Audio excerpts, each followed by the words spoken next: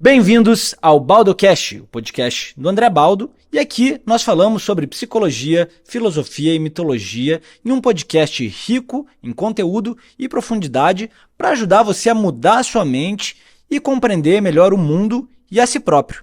E hoje nós vamos falar sobre 15 princípios para você se tornar um bom psicoterapeuta. Pressupõe-se que se você está ouvindo esse podcast, você é um psicoterapeuta ou deseja se tornar um.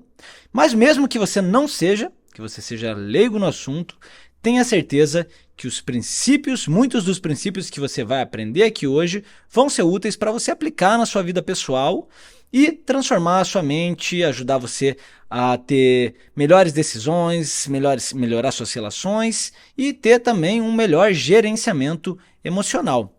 Tendo consciência, é claro, de que nada disso substitui o papel de um psicoterapeuta, especialmente porque a gente tem essa tendência de iludir a si próprio. Mas se você é um psicoterapeuta ou deseja se tornar um, certamente você já enfrentou aquele velho dilema, aquela velha angústia. Será que eu sou um bom psicoterapeuta? O que é ser um bom psicoterapeuta? O que ele come, como ele se veste, como ele se porta? Será que eu estou realmente capacitado para atender o meu cliente, o meu paciente, ou até mesmo ter medo de fazer mal para ele, né?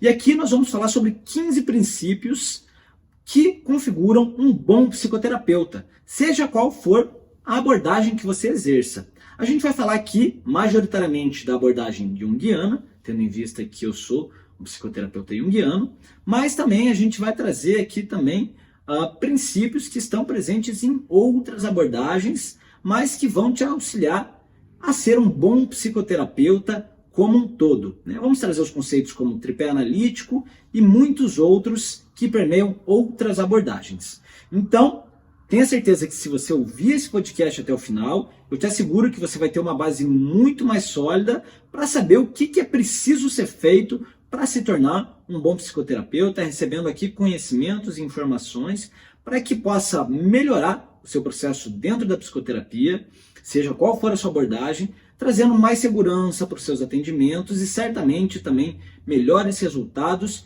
e uma maior satisfação do seu cliente-paciente. Mas antes da gente falar sobre esses 15 preceitos, eu gostaria de pedir para que você se inscrevesse aqui no canal, desse um gostei nesse podcast para que a gente possa continuar trocando e você não perca nenhum conteúdo.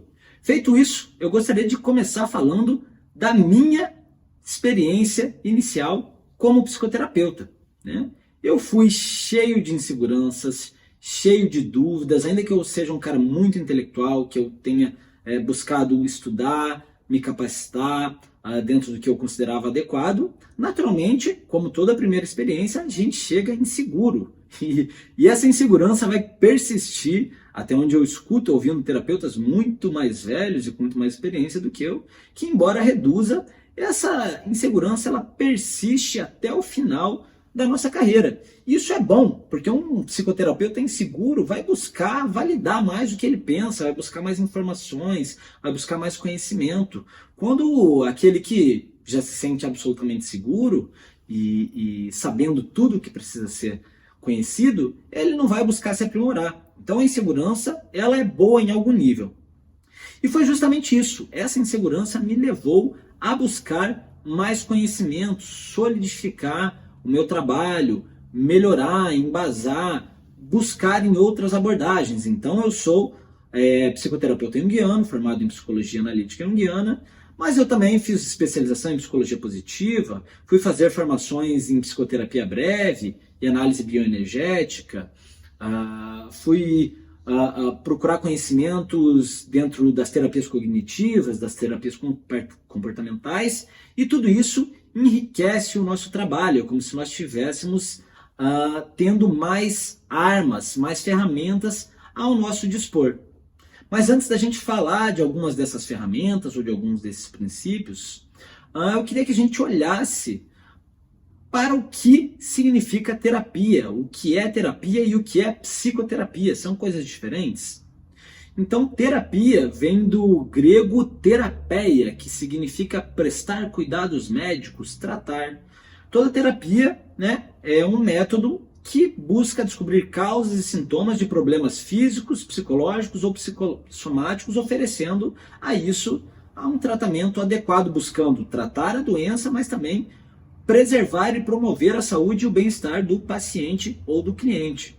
E aí a gente vai ter dentro das terapias vários métodos e vários tratamentos possíveis nas diferentes abordagens. Isso é a terapia como um todo. Agora, a psicoterapia, né, é um tipo de terapia, né, ou várias abordagens terapêuticas voltadas exclusivamente ao tratamento de questões psicológicas. E dentro das psicoterapias a gente tem várias abordagens e terapias diferentes, como por exemplo a psicologia tradicional, como por exemplo a psiquiatria, que já é uma abordagem mais fisiológica, como a psicanálise tradicional freudiana, a análise junguiana, a psicoterapia breve, as terapias cognitivas, as terapias comportamentais. A gente tem aí um rol sem fim de diferentes abordagens dentro da psicoterapia. Majoritariamente, hoje, eu vou falar a partir da perspectiva da psicoterapia analítica junguiana, que é a minha base central, mas os princípios, os 15 princípios que a gente vai ver aqui, permeiam outras abordagens e servem para todo tipo de psicoterapia de maneira geral. Mas chega de enrolação e vamos lá para os 15 princípios para você se tornar um bom psicoterapeuta, né? O primeiro deles, sendo de abordagem junguiana, é a ampliação da consciência, promover a ampliação da consciência. Jung falava que o que outras pessoas chamam de destino, eu chamo de inconsciente, porque muitas, se não a maior parte das nossas decisões, são guiadas por padrões inconscientes, questões que foram recalcadas, que não foram processadas, que ainda não foram trazidos à superfície e passaram pelo crivo da razão. Então, um dos objetivos da psicoterapia sempre vai ser promover a ampliação da consciência. Isso dentro da abordagem junguiana, por exemplo, mas também dentro das terapias cognitivas, eu ser capaz de perceber pensamentos distorcidos, pensamentos e percepções distorcidas minhas em relação ao mundo e, portanto, ser capaz de alterá-las de maneira assertiva, positiva.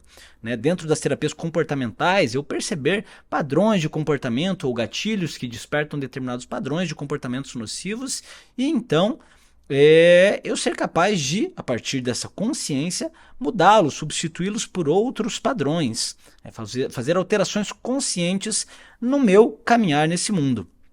E é justamente a ampliação da consciência que vai permitir a gente ter uma mudança de atitude. E essa ampliação de consciência é fazer o cliente ver com os seus próprios olhos. Sócrates dizia, eu não posso ensinar nada para ninguém, eu apenas posso fazer as pessoas pensarem. Então essa ampliação de consciência envolve você fazer o cliente ter uma tomada de consciência a partir de perguntas, reflexões, apresentando novas perspectivas, fazendo o cliente olhar de uma maneira que talvez ele não conseguisse sozinho. Mas essa conquista da ampliação de consciência é uma conquista do cliente. Repare que a gente está falando cliente e não paciente, porque eu estou falando a partir de uma perspectiva da abordagem analítica junguiana, onde a gente vê o cliente como sendo numa relação horizontal com o psicoterapeuta. Então a gente vê como acontecendo um espelhamento, uma relação igual. Mas trazendo aqui para além da abordagem junguiana, uma perspectiva do Aaron Beck, um dos pais da terapia cognitiva. Então o Aaron Beck falava que o terapeuta deve ajudar o paciente, veja que ele fala paciente, a identificar o seu pensamento distorcido para então desenvolver formas mais realistas de avaliar a sua experiência. Quando a gente está falando disso, a gente está falando de promover a ampliação da consciência. Outro princípio, segundo princípio que a gente traz aqui para ser um bom psicoterapeuta, é o acolhimento e a empatia. O cliente ou o paciente vai buscar a terapia para resolver um problema, para resolver uma dor. Geralmente é com essa intenção que ele chega. E, como ele vai falar de questões íntimas ou doloridas, ele espera um acolhimento por parte do terapeuta e uma empatia, lembrando que empatos, né? A empatia vem do grego empatos, que significa você estar dentro da dor do paciente, dentro, e patos, sentir, sofrer. Então, empatia é você ser capaz de se colocar no lugar do cliente. Ele vai se sentir muito mais acolhido, né, quando você olha para ele a partir do background dele, das experiências de vida que ele viveu, dos referenciais que ele tem, e não dos seus próprios pensamentos, da sua própria ideologia. É claro que isso não é algo simples de se fazer, mas certamente um olhar mais acolhedor, mais empático e mais compreensivo é um dos pilares fundamentais para que a gente possa exercer uma boa psicoterapia. E esse acolhimento, essa empatia é importante ao longo de todo o processo, mas é especial, necessário, sobretudo nas primeiras sessões, para que se estabeleça um laço de confiança. E esse é o terceiro princípio para se tornar um bom psicoterapeuta. A confiança, ser capaz de estabelecer uma aliança terapêutica segura, sólida com o seu cliente, paciente, né? E para isso, o terapeuta vai precisar ser empático, ser humano, ser cordial, prestar atenção e respeito genuínos nas dores e questões que o cliente está trazendo, né? Para a terapia cognitiva comportamental, por exemplo, esse laço leva pelo menos 4 sessões para ser estabelecido. E nessas primeiras sessões, o terapeuta ele não deve confrontar muito o cliente, não. Ele deve mais acolher, receber, né? Embora o confronto seja necessário, e a gente vai falar do confronto daqui a pouco, né? Mas então é preciso, a partir do acolhimento, gerar confiança e estabelecer uma aliança terapêutica segura e sólida com o cliente, e aí sim o processo terapêutico vai acontecer de fato. Lembrando que confiança vem do latim confiare, fiar com, tecer em conjunto. É preciso 2 mãos para você tecer alguma coisa. Então é preciso uma atitude por parte do terapeuta e também por parte do cliente. E uma vez estabelecida a confiança, a gente pode avançar para outra etapa fundamental dentro de qualquer psicoterapia, que é o confrontamento amoroso. O terapeuta, um bom terapeuta, precisa fazer o confronto com o cliente. Um bom terapeuta precisa irrevogavelmente fazer o confronto com o seu paciente. Mas esse é um confronto amoroso, é um confronto que visa o bem-estar do cliente, do paciente, não meramente você brigar ou tentar impor seu ponto de vista. É você agir como um espelho, mostrando para o paciente ou para o cliente perspectivas que ele não está sendo capaz de ver, questões que ele está escondendo de si próprio, né? Isso, é claro, tem que acontecer no momento certo, com a delicadeza e a sutileza genuínas, mas o terapeuta deve questionar o cliente sem medo, né? E aí é preciso um cuidado muito grande de falar, poxa, mas será que eu vou perder meu cliente? Poxa, mas eu estou com poucos clientes. E aí vai entrar a ética. Mas é justamente quando você é capaz de confrontar o cliente com uma sinceridade amorosa que ele também vai ser capaz de confiar mais em você e saber que você não está ali meramente para passar pano para ele ou só interessado na grana que ele tem para te pagar.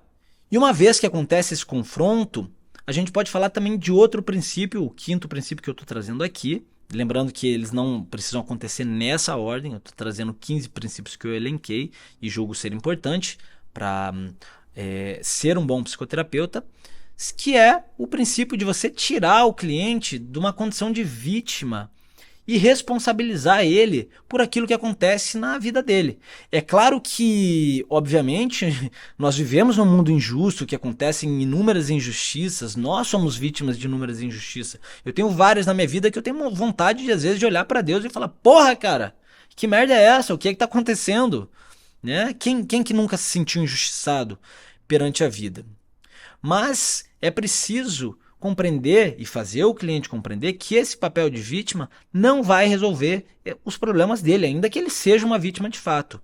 E trazer para si próprio o conceito de responsabilidade por aquilo que acontece, ou eu permito que aconteça na minha vida, ou ainda que eu não tenha controle sobre o que aconteça, pelo menos eu tenho controle sobre o que eu faço com aquilo que me acontece, é muito mais interessante.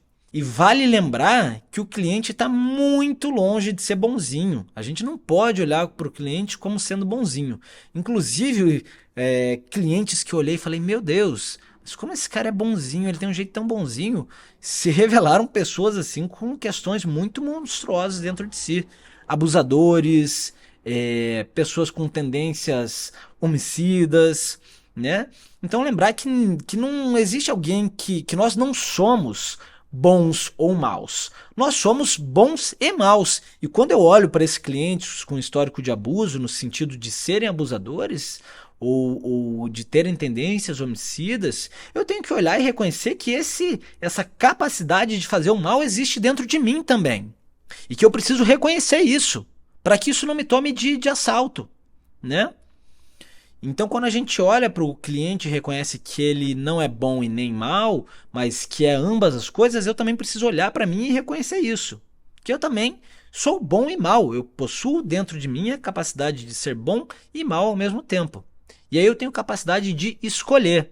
E aí, quando a gente tira o cliente da condição de vítima e traz ele para o conceito de responsabilidade, é importante a gente ter cuidado, né, para não confundir a empatia pelo cliente, que é a capacidade de se colocar no lugar dele e ver a partir da sua perspectiva, com a simpatia, que é eu me solidarizar com a dor do cliente, com o pensamento do cliente e achar que ele está certo.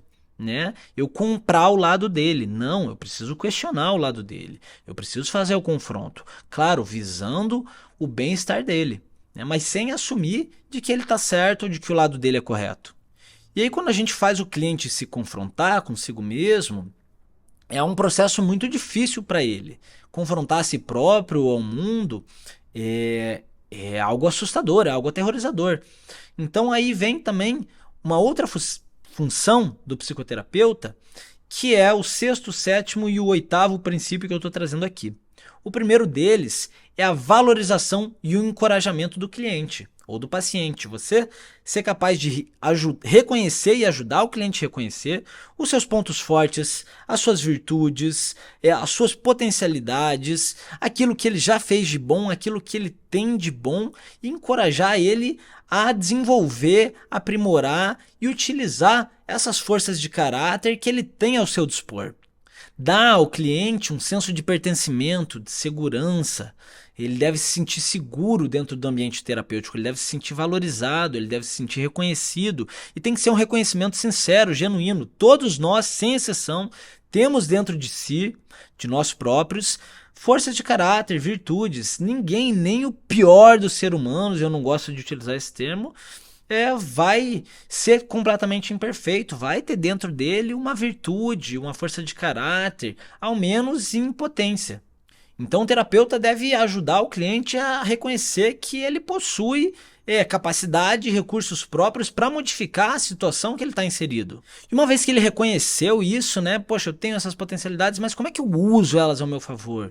Como é que eu enfrento as minhas questões? Uma vez que ele já se sente encorajado a fazer isso.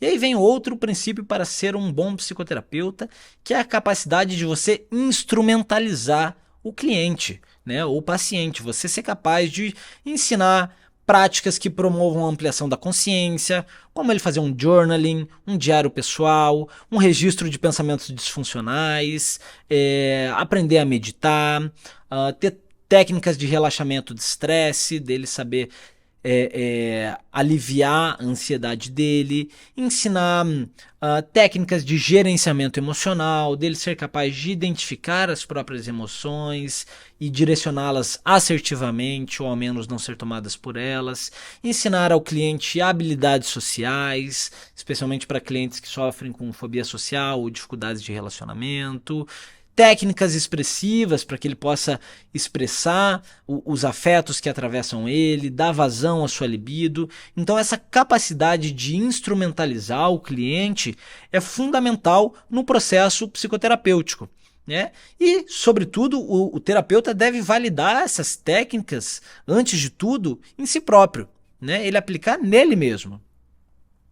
E uma vez que o cliente se sente valorizado, encorajado, instrumentalizado, vem outro papel fundamental do psicoterapeuta, que é promover o desafio, incentivar o cliente a buscar novas conquistas, enfrentar as suas adversidades voluntariamente dentro de um espaço psicológico seguro, onde ele não se exponha majoritariamente ao trauma e sofra alguma reedição do trauma, mas encorajar o cliente a pouco, na sua velocidade, a trazer novos objetivos para a sua vida, a reparar relações que precisam ser reparadas, olhar com consciência para questões que estão sendo empurradas para debaixo do tapete, enfrentar os seus dragões, né? Então, o terapeuta vai reconhecer no cliente as suas forças e capacidades para enfrentar esses dragões, vai lhe dar espadas, escudos, armaduras,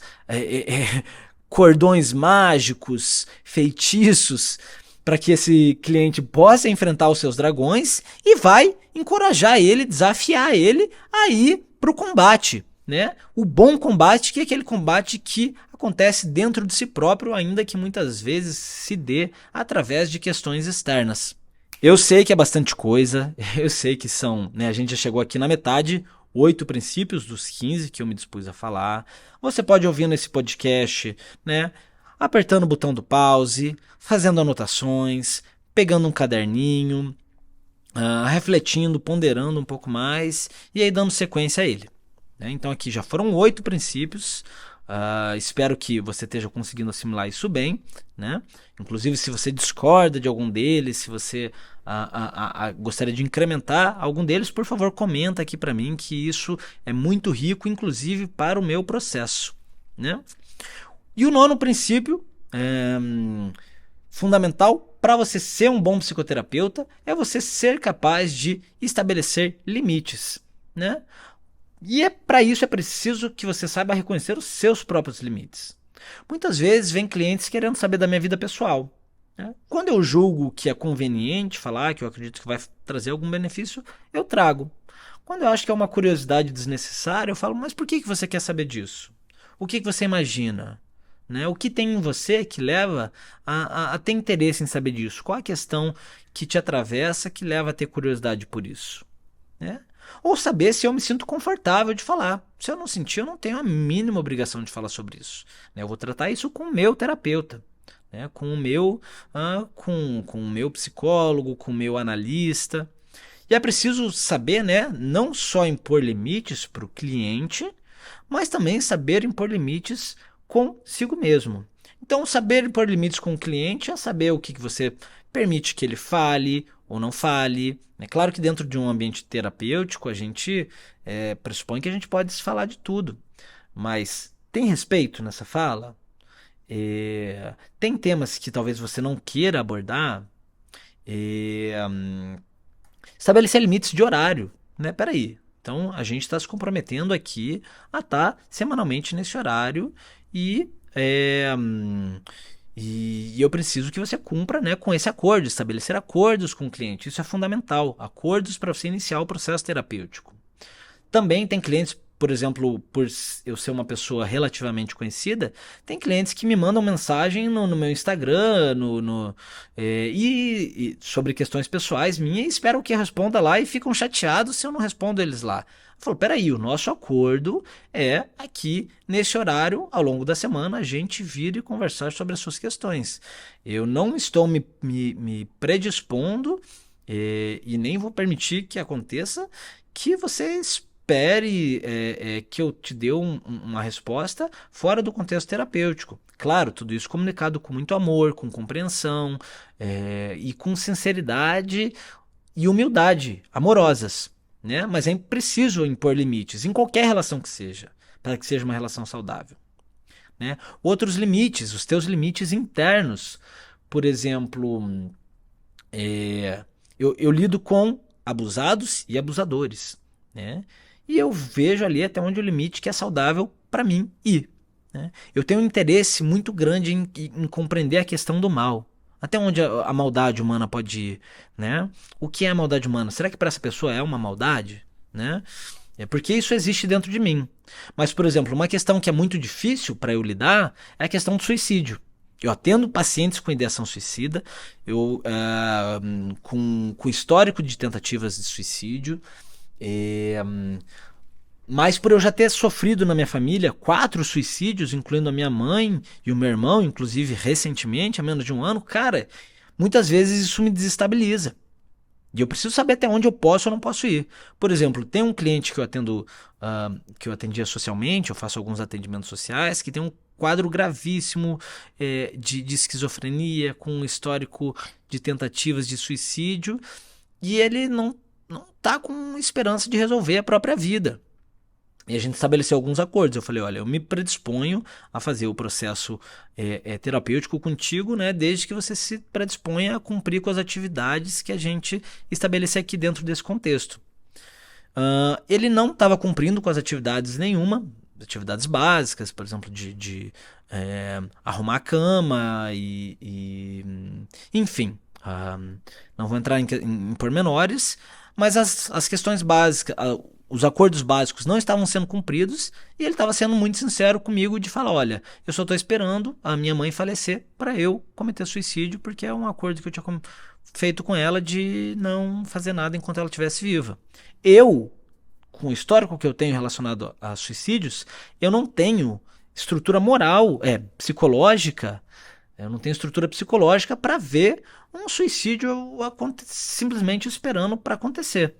Então eu falei para ele, olha, eu tô aqui, né? Se você tiver realmente vontade em buscar uma mudança de atitude e desejar buscar a vida, mas se eu não perceber isso acontecendo, seja por incapacidade minha, ou sua, ou nossa, eu não vou conseguir continuar com o processo terapêutico. E foi isso que de fato aconteceu. Então saber os seus limites é fundamental, senão você vai poder fazer mal a si próprio e também ao cliente. E os próximos 3 princípios para você ser um bom psicoterapeuta é o chamado tripé analítico, que foi proposto por Freud, adotado por Jung, por Lacan, e que, embora tenham sido propostos por Freud, eles são úteis a qualquer psicoterapeuta. E o primeiro deles, né, desse tripé, que é o 10º item que a gente está trazendo aqui, é você buscar constantemente o conhecimento teórico, você estudar, buscar o teu aprimoramento profissional, tá sempre atento a novas informações, novas abordagens, novos estudos, ler novos livros, buscar conhecimento de fato. Um bom psicoterapeuta tem que estar todos os instantes buscando conhecimento, né? O segundo passo do tripé psicanalítico, que é aqui o nosso 11º princípio, é você também fazer a sua própria terapia, né? Porque senão é uma baita hipocrisia. Você como terapeuta, como psicoterapeuta, está buscando lidar com as questões dos outros sem olhar para suas próprias questões. Então, para você que não é psicoterapeuta e está ouvindo, quando você for começar a análise, a psicoterapia com alguém, pergunta, você também faz psicoterapia? Você também está lidando com as suas questões? Eu acho isso fundamental de saber, porque um bom psicoterapeuta precisa também fazer terapia e lidar com as suas próprias questões, inclusive para aliviar a carga emocional que muitas vezes a gente recebe dos clientes. E aí vem o terceiro pé do tripé analítico e o nosso 12º item, nosso 12º princípio, que é estar fazendo supervisão com alguém mais experiente, né? Então, você está fazendo supervisão individualmente ou em grupo, com um terapeuta dentro da sua abordagem, da abordagem que você está exercendo, seja ela cognitiva, seja ela comportamental, seja ela dentro da psicanálise freudiana, da análise junguiana, mas tem alguém para quem você possa se reportar, levar suas dúvidas, levar os seus casos. Poxa, tem esse caso aqui, eu não sei exatamente como lidar, o que você acha que eu posso fazer? Né? Esse princípio, fazer supervisão, também é fundamental para que você se desenvolva como um bom psicoterapeuta. E os 3 últimos princípios eu considero como sendo os mais importantes de todos que a gente falou até então. E eles têm muito mais a ver com ser humano do que ser um bom psicoterapeuta, de ter uma graduação, diploma, experiência profissional, mas sim com a sua capacidade humana. O 13º princípio é saber ouvir. e realmente ouvir, escuta compassiva, né? Estar realmente prestando atenção não só no que o cliente diz, mas também no que ele não diz, como ele se porta, qual a sua expressão corporal, o que os seus olhos dizem. E tentar ouvir isso sem a maquinação dos pensamentos, deixar ser atravessado pelas palavras, pela entonação de voz do seu cliente. Receber isso sem estar com o seu diálogo interno, né? Mas estando realmente atento, ouvindo o que o outro tem a dizer. Isso é uma arte, isso envolve humildade, que inclusive é o 14º princípio, o penúltimo princípio que eu trago aqui para você ser um bom psicoterapeuta. Ser humilde e sincero. Isso envolve você saber aquilo que você sabe e aquilo que você não sabe. E eu sou um cara muito intelectual, por exemplo, é muito difícil para mim dizer que eu não sei algo. E aí vem um cliente, um paciente pedindo aconselhamento, falando: o que você acha que eu devo fazer? O que você pensa sobre isso? E às vezes a gente não sabe, né? Eu sempre parto do pressuposto, e isso é uma expressão da humildade que eu tento exercer e nem sempre consigo, de que quem sabe mais da sua própria vida é o cliente, né? E saber, assumir que você não sabe o que é melhor, isso é maravilhoso dentro do processo terapêutico, porque você leva a reflexão para o próprio cliente. Então, muitas vezes, quando o cliente me traz uma questão, e eu realmente não tenho uma opinião formada do que seria o mais adequado, eu falo: olha, realmente eu não sei. O que você acha? O que você pensa sobre isso? Será que a gente não pode chegar juntos a uma nova perspectiva? E isso, inclusive, é a expressão da sabedoria. Sócrates falava, né, que sábio é aquele que sabe o que sabe e que sabe o que não sabe. Ou seja, aquele que tem dimensão da sua própria ignorância. E nós somos muito ignorantes, especialmente no que diz respeito à vida do outro, ao que o outro sente. E não tem nada de errado em ser humilde e falar: olha, eu não sei. E a sinceridade é você ser capaz de falar algumas coisas para o cliente que talvez sejam desagradáveis, né? Que talvez o cliente não vai gostar de ouvir. Mas feito com uma atitude amorosa, pode ser muito mais bem recebida. A verdade é fundamental de ser dita, mas a forma como ela é dita faz total diferença. Eu sempre gosto de ilustrar isso com um conto, né? Um conto que fala sobre um rei que gostava de saber do futuro e ele chamou um vidente para falar sobre o que aconteceria no futuro dele. E esse vidente leu a mão do rei e falou: olha, rei, puxa, os seus ministros vão morrer cedo, você vai perder muitos parentes seus cedo e você vai acabar envelhecendo solitário.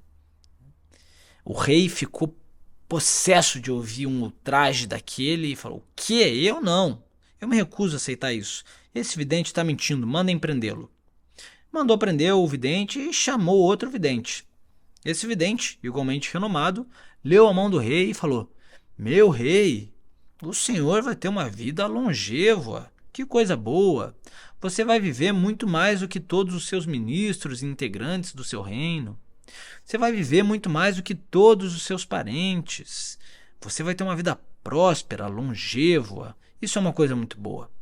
E o rei ficou satisfeito e mandou dar para ele um saco de ouro. Quando ele estava indo embora, ele passou na frente da cela do primeiro vidente, e o primeiro vidente, ao saber o que o segundo vidente tinha dito, falou: você é um mentiroso, você enganou o rei. E o segundo vidente falou: não, eu disse exatamente a mesma coisa que você disse, mas a partir de uma perspectiva muito mais otimista. E a verdade é um presente, né? Mas a forma como a gente embrulha esse presente faz total diferença em como o outro vai receber. Então, humildade e sinceridade amorosa são os penúltimos princípios para você ser um bom psicoterapeuta. Agora, o principal princípio, de longe, o mais importante, o mais fundamental, é este: uma atitude de amor e compaixão perante o seu cliente ou paciente.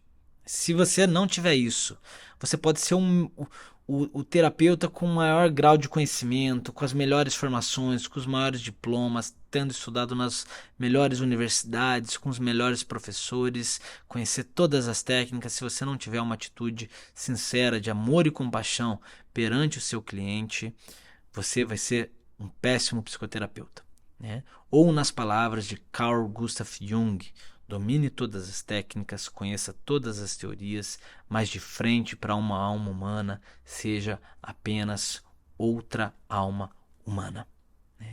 Então, você pode anotar esses 15 princípios que eu falei aqui, a gente vai revisar eles, mas se você lembrar desses 3 últimos, especialmente desse último, certamente é o que vai mais te possibilitar ser um bom psicoterapeuta.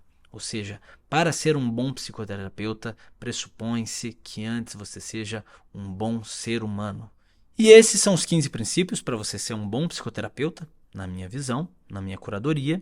E eu vou revisar eles aqui rapidinho para a gente solidificar bem todas essas informações. Então, primeiro princípio, promover a ampliação da consciência. Segundo princípio, ter uma atitude de acolhimento e empatia perante o seu cliente. Terceiro, promover a confiança, estabelecer um laço terapêutico sólido e seguro com o seu paciente, de forma que ele se sinta apto a confiar em você. Quarto, fazer um confrontamento amoroso, não fugir das questões do cliente, não permitir que ele fuja no momento correto, ser capaz de confrontá-lo como um espelho, com uma atitude compassiva.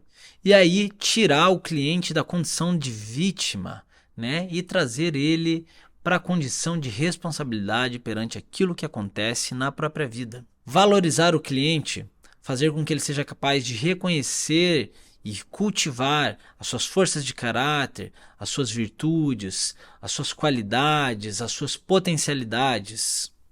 Instrumentalizar o cliente, mais um princípio, dar a ele recursos, conhecimentos, técnicas, caminhos para que ele possa lidar com as próprias questões, para que ele possa gerenciar suas emoções, para que ele possa melhorar as suas relações. Promover o desafio, incentivar o cliente à conquista, a lidar com as próprias questões, a olhar para aquilo que precisa ser olhado, a não empurrar para debaixo do tapete, a buscar o próprio florescimento.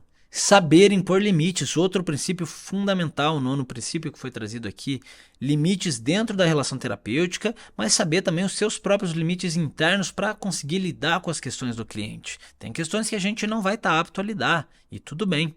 Buscar sempre o autoaprimoramento profissional, buscando conhecimento teórico, né, buscando se desenvolver dentro da sua própria abordagem, buscando novas abordagens, buscando estudar novos livros, ir em novos congressos, conversar com outros colegas, né? Buscar sempre mais e mais conhecimento.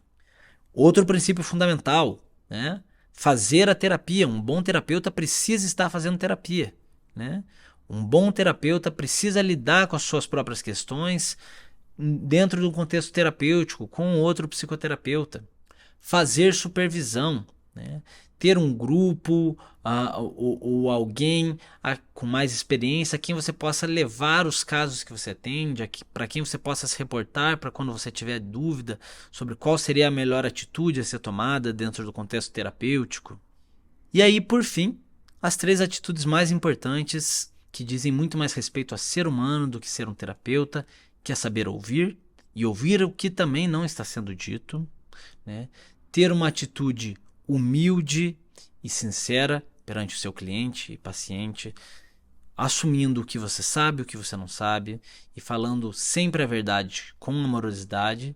E, por último, e mais importante do que todas as outras, cultivar uma atitude de amor e compaixão sempre perante o seu cliente, por mais horrível que ele possa te parecer. Esses foram os 15 princípios. E se você gostou deles, venha revisitar esse episódio, dá um like aqui para que o Spotify e o YouTube possam te indicar, se inscreva nesse canal, nesse podcast, para que você não perca nenhum conteúdo, né? Você pode buscar também o meu trabalho nas outras redes sociais, no Spotify, no YouTube, no Instagram, basta procurar por André Baldo. E também faço o convite para que você conheça o meu trabalho através do meu livro, Sem Fronteiras, A Jornada do Coração, né, que pode ser encontrado no meu site, andressemfronteiras.com.br, no meu Instagram, nas minhas redes sociais, e também conhecer as minhas palestras. Se você é empresário, se você é colaborador e deseja levar para sua empresa saúde mental, relacionamentos humanos, ética, liderança, virtude, florescimento humano, basta procurar o meu contato nas redes sociais e me enviar uma mensagem. Tá? Se você deseja também fazer terapia comigo nesse momento, eu estou com a agenda lotada, mas você pode me enviar sim uma mensagem, a gente pode ter uma troca e quando abrir uma vaga, a gente pode iniciar o processo terapêutico se fizer sentido para ambos os lados. Eu agradeço a você que ouviu esse podcast até aqui, seja psicoterapeuta formado, seja psicoterapeuta em formação, seja um leigo com interesse no assunto. Espero que tenha te ajudado a aprimorar o seu trabalho profissional ou a lidar também com as suas próximas questões e a gente se vê semana que vem num próximo episódio. Muito obrigado e até semana que vem.